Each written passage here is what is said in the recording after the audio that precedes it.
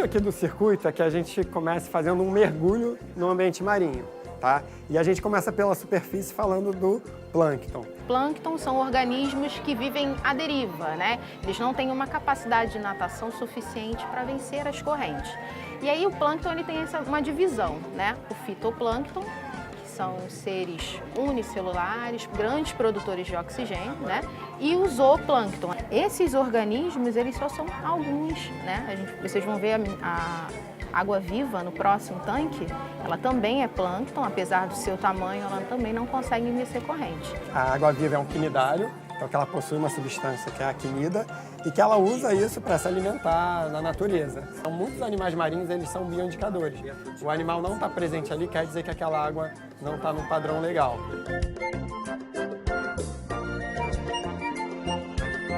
Então, aqui a gente chega no ambiente de costão rochoso. E aqui a gente chama atenção principalmente para os invertebrados do costão rochoso.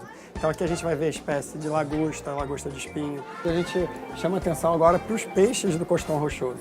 Então são peixes que a gente tem bastante no nosso litoral, é bem comum.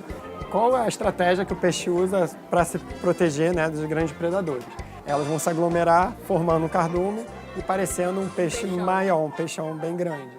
As moreias, elas são peixes que ficam bastante intocadas, né? Elas são bem territorialistas e acontece alguns acidentes com mergulhadores que colocam a mão na toca da moreia.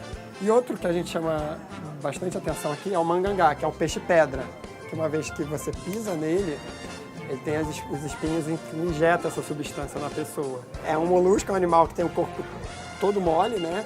E aí qualquer predador consegue comer ele. Então ele precisa se intocar, mas também se proteger de algumas formas, que é mudando a estrutura do corpo, como cor e até a morfologia também, ele consegue fazer projeções no corpo para ficar igual ao ambiente. A sépia, ela é um molusco, né?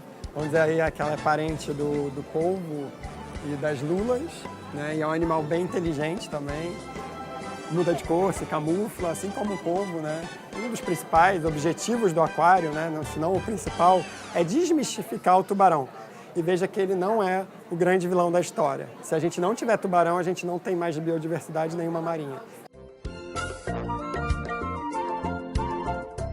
Para as visitas escolares, normalmente a gente também conversa com o professor para ver o que ele está trabalhando e tem uma conversa um pouco diferenciada para cada público, né?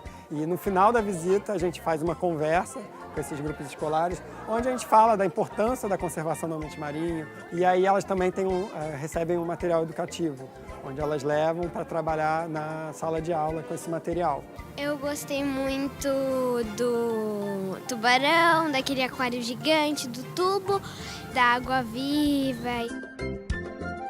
Gostei do túnel que a gente passa lá entre o meio dos tubarões, das raias. E eu queria que a sua escola fizesse algum tipo de excursão para cá? Seria legal para todo mundo conhecer e é interessante também os animais, aprender essas coisas.